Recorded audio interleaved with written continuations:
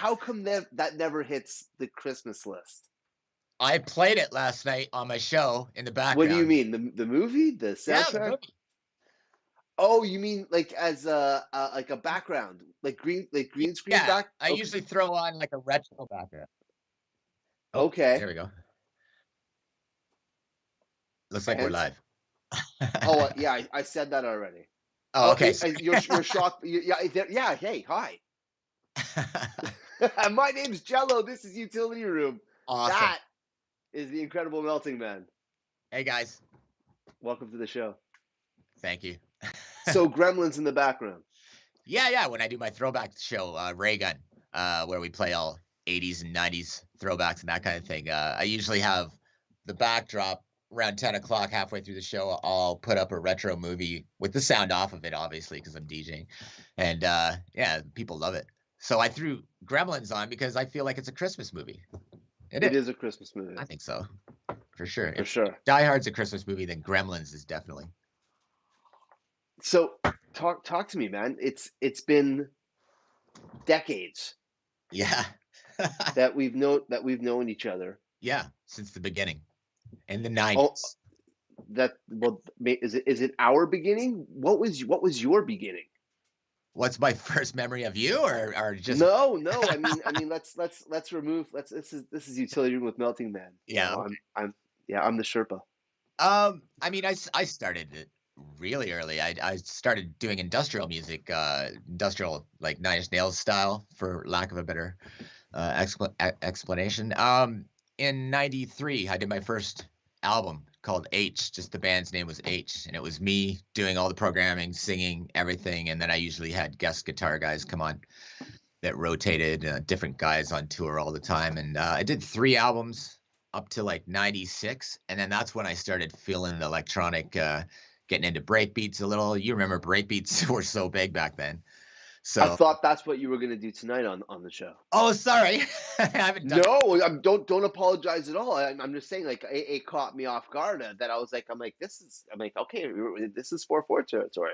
Yeah, we haven't seen each other in so long that, like in real life, that I've been playing bass house and that kind of stuff mostly. I still do breaks, so I mean, I don't so much DJ the breaks as much, just 'cause, I don't know, my heart's in the bass lines in the bass house right now.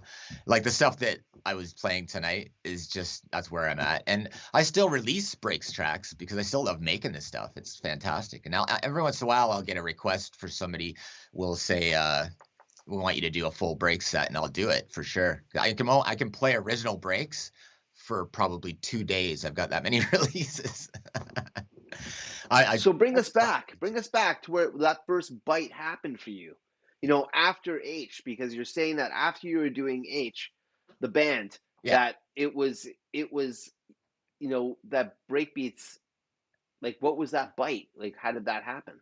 Uh, Stuff like Prodigy started to catch my attention, and because it was a natural progression from industrial dance, that, the industrial Nine Inch Nails type feel. The natural progression was, like, to start moving Prodigy way, and, like, bands like Prodigy, Left Field, Fluke, all those bands that were so awesome in the '90s, uh, just caught my ear, and that's when then Basement Jacks and all that stuff was starting to come out, like, in the end of the night, in mid to end '90s. So '96, my sound started drifting that way, in age, and I just decided to switch it up and, change the name, start fresh. I was also kinda getting tired of the whole band dynamic, having to round up 4 other guys for every decision I wanted to make or every show I wanted to play. So I was, like, starting to turn into a solo artist then, and, that's when, yeah, I got signed to, Dust to Dust Records in the UK in that was probably '97. So that's when Melty Man really started to happen. I'd done a double CD of music, which was like me transitioning from H over to Melting Man. If you listen to that double CD, if you can find it, it's very hard to find. Um, Was that you you mean can the hear double? Okay, well, hold on for a second. How did Dust to Dust happen? Dust to Dust happened after the double CD. Um, Me and Capital J, who uh, we went into my studio in London and we did Funky Plaid Coat. which was my first big signing.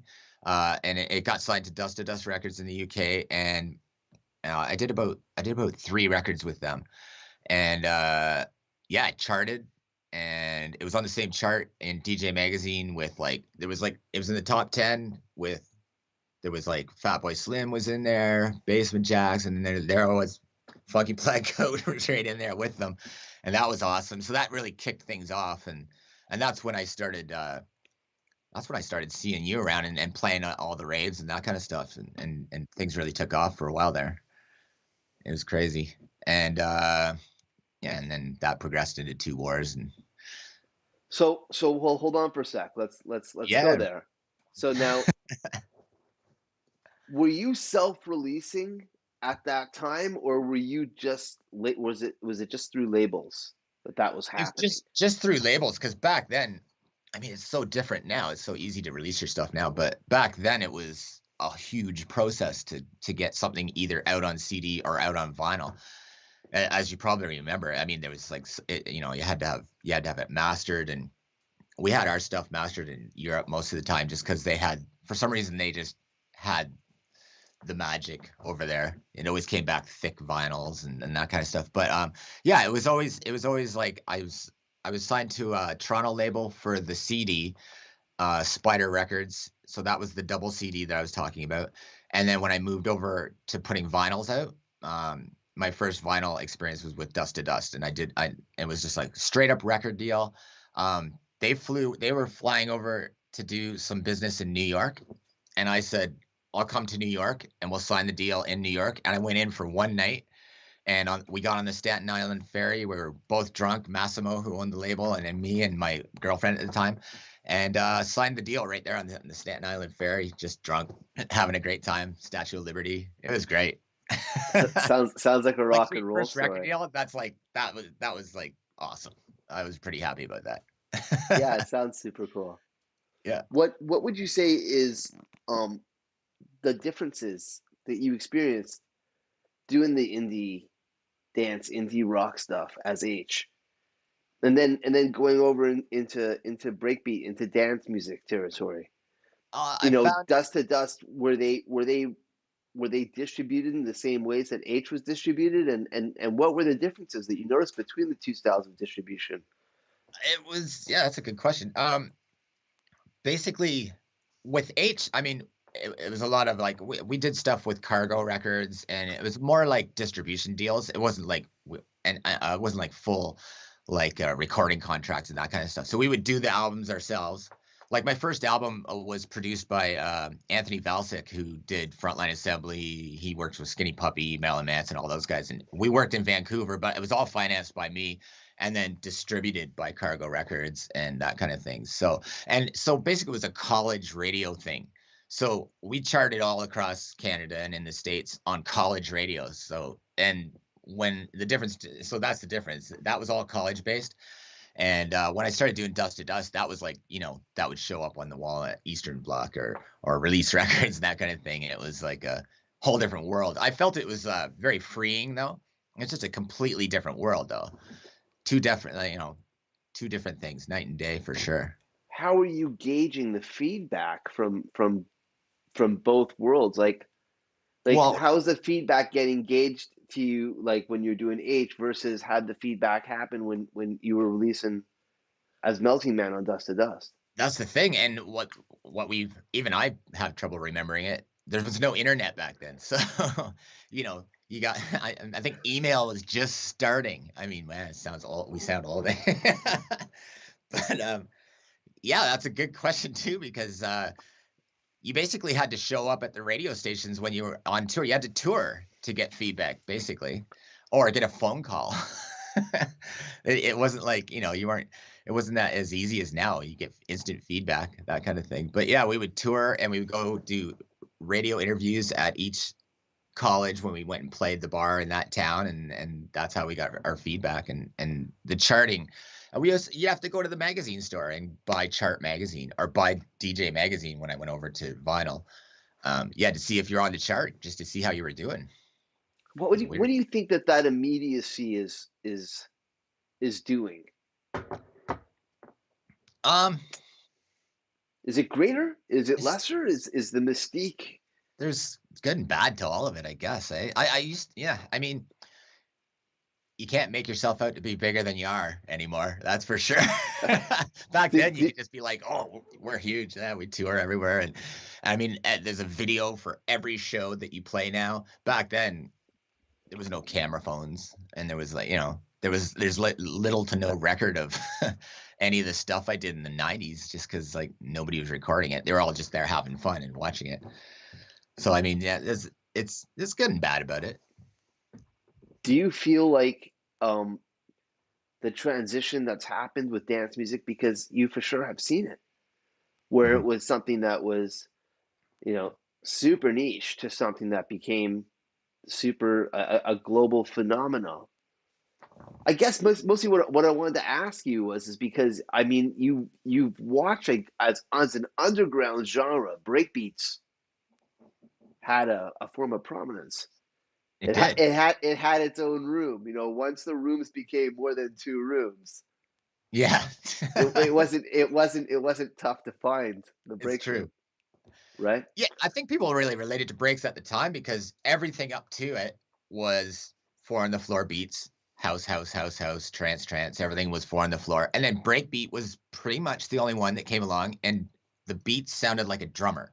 It was kick, snare, and it wasn't like kick, kick, kick, kick the whole time, so it confused some people when they were trying to dance, I found, but it also was comforting to other people who didn't wanna they weren't sure if they were fully into dance music or raving or whatever you wanna call. Uh, so the feel of a real drummer, I found appealed to some people. I used to get people come up to me all the time when I was doing the breaks and say like, "Yeah, I hate dance music, but I really like what you're doing." I never knew how to take that, but, I think it was just a comforting thing for them. They were like, "Oh, it Do you, sounds like a real drummer," you know? was But was was breakbeats is breakbeats the ultimate crossover electronic music, dance music? I think it back in the '90s, in the early 2000s when we were doing 2 Wars and all that, it was yeah, it's a great way for people to get into dance music that might not have normally gotten into it. I mean, I remember hearing "Poison" by Prodigy, that break. That's kind of one of the things that got me into breakbeat, and because it was just so powerful and produced so well, and it sounds like a real drummer, but it's drum machine. But caught my attention, and then Was this a type of offshoot from hip hop music, yeah, for sure, absolutely. It's yeah. I mean, it's just a faster tempo, but or was it? But that's just it. Where was breakbeats? What was the comfy BPM? Because sometimes, you know, like, I'll consider the Chemical Brothers to be big time involved with an explosion of breakbeats as well.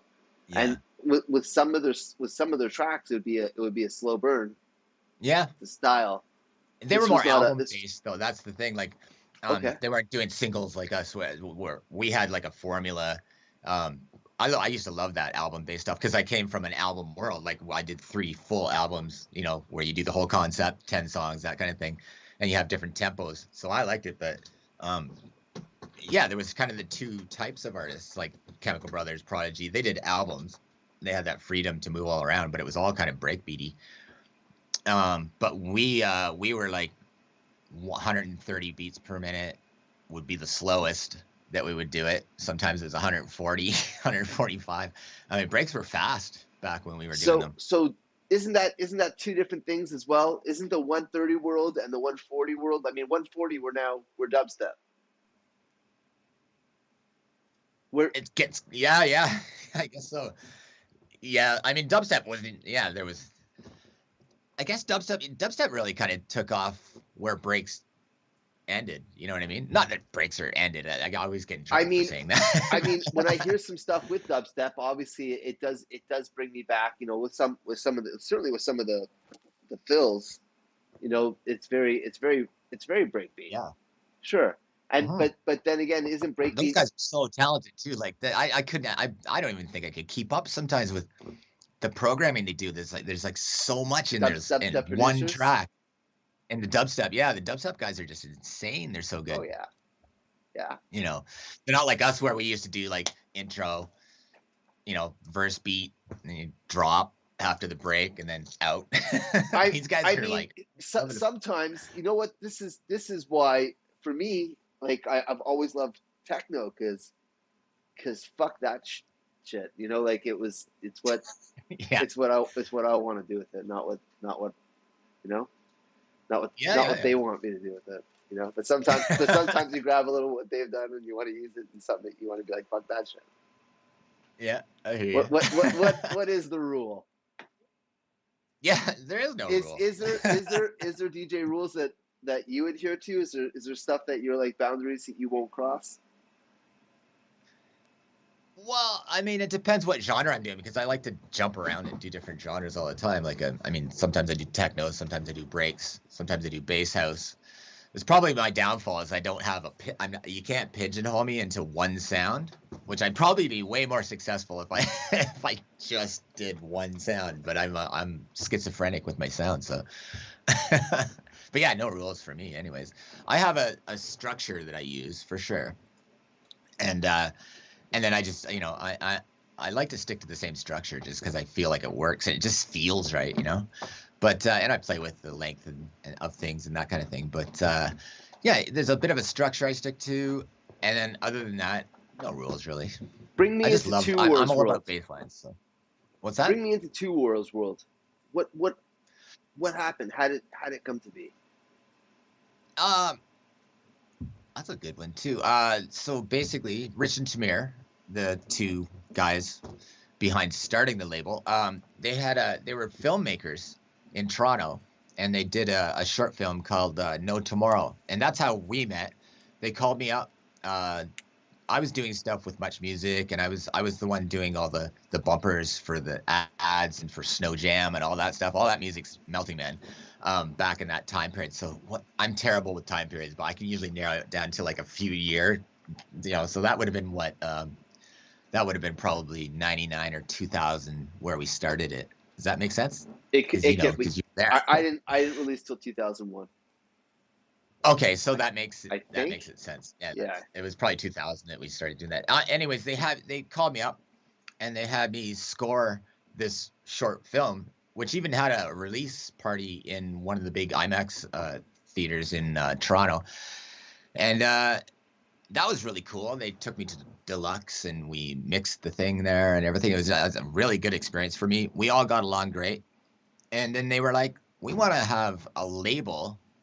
They wanted to do everything up big, and they were like, "We want to have a label and a soundtrack come out on CD, and we want to launch a record label to put the CD out, and we want me to run it."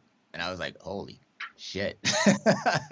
Running a label. I'm like, "Oh, okay." I just started putting vinyl out in the UK, and I was like happy just doing that. And I was like, "Okay, well, I don't want to turn down an opportunity." So I took over the creative end of Two Wars. So everything that came out on Two Wars, pretty much, I'd say 99% was all me arranging it, grabbing it, and kind of shaping the sound.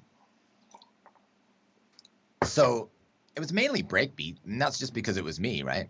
And that's what I was into at the time.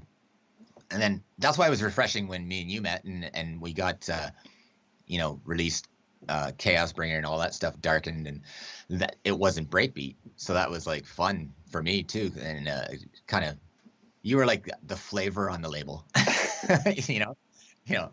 So it wasn't all breakbeat all the time, but yeah, pretty strong breakbeat theme for the whole thing. And yeah, we were learning as we went, and it was an amazing experience, the whole thing, and met so many great people in Toronto, like you and everybody, and um, we had a really good run for a long time, and then it just kind of things change and people move on and that kind of thing. So yeah, and I just moved on, and I started Champion Beats, and that's when because that whole time period, like from '98 and then all the way through to like the mid 2000s, think of all the format changes, like vinyl, and then we had to drift through switching over to CDs, and then we had to switch over. Now it's all USBs and that kind of thing, and digital, and it went from record stores and your record on the wall to like digital on Beatport, and we had to go through all of that. So like, hey, having a label through all that's kind of tough.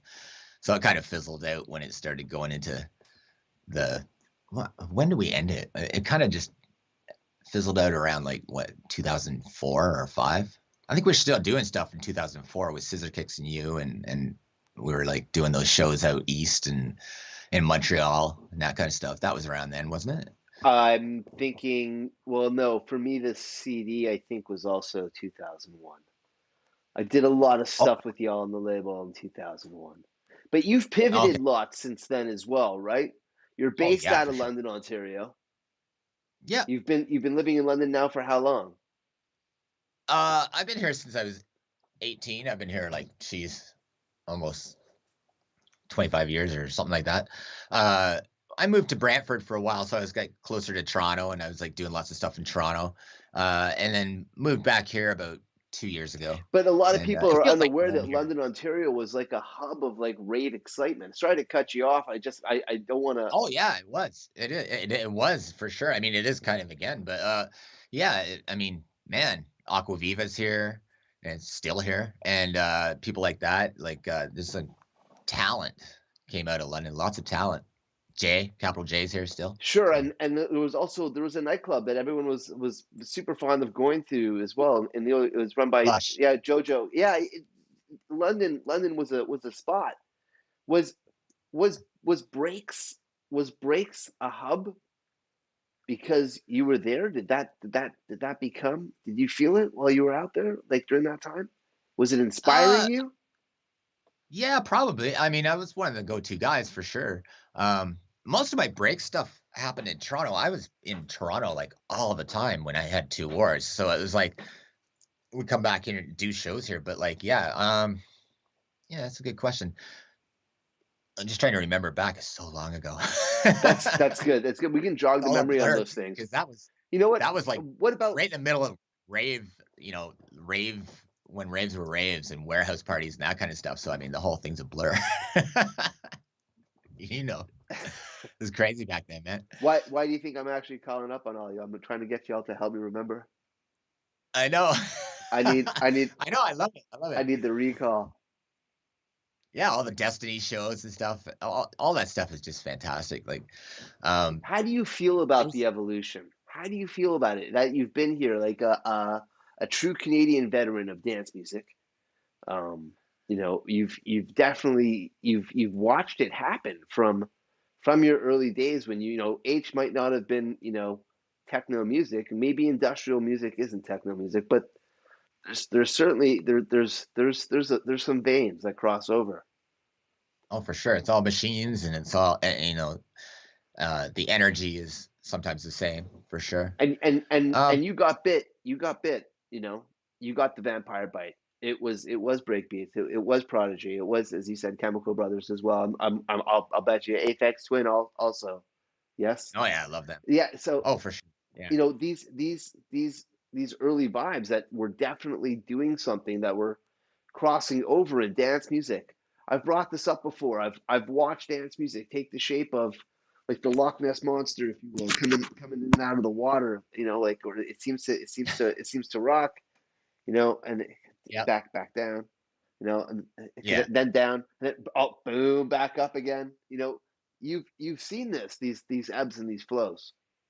Oh for sure. How Uh, do you feel about it now, looking back? And being here now still. I mean, obviously you miss those days because I mean the parties were so well set up, and I was thinking I just remembered too when you were asking me breakbeat in London. There was an actual party here based in London called Daybreaks. Do you remember Daybreaks? Do you remember those guys? They threw a few big Toronto parties too. Those guys are the guys. They started out breaks and then they just got so big they just started doing everything. But they were so influential um, in getting the sound into like big main rooms instead of always putting us in the back room kind of thing. And then those guys really took a shining to me. Ron Rivlin and his partner, and they're the ones that were responsible. They had bigger ideas than just London. So when they got big enough and made enough money to expand, they started booking London DJs like me in and capital J in places like Seattle, big warehouse parties in Seattle, and put me on the same bills as like Green Velvet, DJ Dan, and like Robbie Hardkiss, and like flying me out there. We did Seattle twice, and LA and San Francisco, and man, those guys were so Daybreaks. Ron Rivlin, that guy he had a lot to do with the break scene here for sure, and just expanding it and expanding us, getting us out of London and for the rest of the world to see too. That's how I met DJ Dan. I met him in Seattle. I was playing. I was finishing my set. There was 4,000 people at this warehouse party. I was up on a big. You had to climb up the ladder to get to the DJ booth. It was like a platform. It was all built for the show. You know, you're like, and it was all vinyl back then. I remember finishing my set with Funky Plaid Coat, my fresh Dust to Dust release. So that would have been probably 98. And I remember somebody tugging on my pant leg, climbing up the ladder and tugging on my pant leg. I looked down, it was DJ Dan. And he goes, I've been trying to find this fucking record. I heard it and I've been trying to find it. I can't find it. What is it? And I was like, this is me. And I got done the record, took it off, put it in the sleeve, handed it to him. I was like, there you go, buddy. And then full circle, like years later, he just signed me to a couple of tunes. He signed the first song that I played, that signed to the label, and I got another one coming out in January on the label. So it was cool reconnecting with him. This is now, like today, currently. Now, yeah. So Yes. like years and years and years later, he remembered me. He was like, Anthony, London, Melting Man. Yeah. He's like, I remember you. Yeah, yeah. So it was cool. We reconnected and just like, yeah, amazing. I used to bump into him all the time in Toronto. He used to play parties like he was in Canada probably more than he was in the States for a while there. Used to see him at every show in Toronto. Throughout all this time, running around being a DJ, would you say that you've got 3 tracks that are in your bag that never leave, stuff that you rely on to light up the room for you? Oh man, that is a good one too. You're good at this. You should have your own show.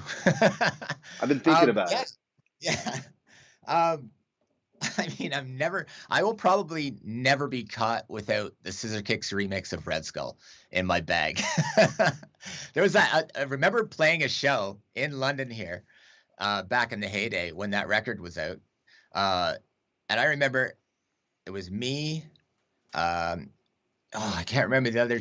There was Skank Honto, I think, was playing. I think maybe Demonic was playing, and then you were headlining at the end of the night. And I played it in my set because it was my song. And then the next guy played it, and then I think you played it when you got there too. And it was like 4 times in one night. I was like, awesome. Incredible record. You know, it's he outdid himself. It was electro house. It was speed garage. It was break beats. It felt like it had its toes in every aspect of the pond it could get into. Yeah, he nailed it, and I'm just glad it happened to be my song that he did that on, because it was like, man. So this is 1. What's 2? Oh man, I buy so much fresh stuff all the time now that that's a good question. But do you have something that sticks around in your bag, in your cart, in your bin, in your key? That's something that doesn't leave. I mean, I keep all the staple break stuff from. I mean, because. So even though you've shifted to the 4/4 world, you're still rolling. Yeah, I still keep the breaks around for sure. I mean, you know, Humanoid, Stacker, that one, the Plump DJs, the Scam remix, that kind of stuff that I played on vinyl, like when we were playing like the Halifax show. Remember that Halifax show? That was an awesome show. That show will always stick in my head. It was like lined up. It was was that? Oh my! Paul Walker played. My memory's so awful. You know what? It makes me think about. You know, because I was talking to you earlier on that this is a romance show, but a funny thing that I've thought about often, and it's worth starting here and bringing it up with you tonight, is the treacherous setups that DJs have had to navigate. Some of these treacherous setups that were, like Yeah. like almost like an adventure game, like a Far Cry scenario where you had to literally like you show up at a venue. There'd be a promoter or the club owner would be like, okay, here's what you got to do. Okay, they Oh, I know. like as if there was a flood happening. We need you to get your crate up on your shoulder. Okay, get it up on your Yeah. shoulder. All right, you got it. You ready? All right. Well, Now and now the climb up this ladder yeah, and climb up this ladder that we and just make your built way today across on this this really platform made out thin, of really particle board. shitty platform. All right, and you can pretend that there's crocodiles that are underneath you and they're snapping up. All right, and Basically. then and it'd be like, okay, see this rope hanging? All right, yeah, it's don't worry, the rope's good. We need you to here get a hold of it. Now I want you to swing across the rope, but once you get to the other platform, there's the DJ booth. Yeah. Yeah, yeah. No, totally. And man, for a little while there was a time period where I kept running into the pitch controls in the Tech 12s because it was later on when the Tech 12s were all starting to age and the pitch controls started going in them all. So if they hadn't replaced the pitch controls, they would wander on their own. And that used to happen once in a while to me. It happened to me in San Francisco so bad, I thought I was losing my entire mind. Because I would lock it in and I'd be like jamming, it would just start going faster. Are It you would sure? Are you slow sure down. that was the pitch control? I mean, 100% sure. Yes, I know. I know. Yeah, it was just me. Yeah, what that would you? used to drive me crazy sometimes. I mean, you don't get that accuracy that you get now. You just lock stuff in and it stays locked in kind of thing. But yeah, I mean, the Tech 12s were alive, in my opinion. They were like a moving thing. And people forget too about uh, playing places where the floors weren't that sturdy, so the whole floor is moving when everybody starts jumping, and the turntables are skipping and bouncing all over the place. This vinyl was such a romantic thing. Like it was so awesome. Like the touch and the feel of it, and just the vinyl was so great, and the way it smelled and that kind of stuff. But people forget all the nightmarish stuff too. Like you get those certain vinyls that you try to backspin it around to get it to the cue it to the beginning, and it would just skip off the thing every time. There is a strong ideal that you need to have it like a setup that you're looking for to get Yeah, what you need out of it. yeah, sure. Listen, before we get running, if somebody is online and they want to check you out, where, when, how? Um, you know what? All my links and everything are www.incrediblemeltyman.com, and there's a whole list of all my socials, all my links, and it's got everything that happens to me happens there. That's the hub. So that's where to find me, or find me on Beatport. I mean, everything goes to Beatport, right? Even some of the old stuff. I mean, I just had something pop into my top 10 on my artist page on Beatport. An old release record remix I did for Nugent, this artist from Paris, back when it was just, I don't even know how that got on Beatport. That's crazy. Yeah, so some of the old stuff's even up there.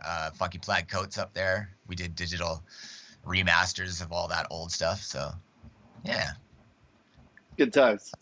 yeah, for sure. Thank you for joining us tonight. Thanks a lot for the set. It surprised me. I was expecting breakbeats, and it was a pleasant surprise. Super Yeah, rocked that's what I've out. been doing lately. So yeah, I mean, I hope I didn't shock you or No, wicked disappoint. transitions, great flow. We'll post the It's got track the list, same obviously. energy, It's the same energy. It just doesn't always have the breakbeat. And a lot of them have breakbeat breakdowns and stuff. So it's in the family. Awesome sauce. Incredible Melting Man here with us in the utility room. It's been a joy. Have yourselves an Awesome. awesome Boxing Day. Thanks for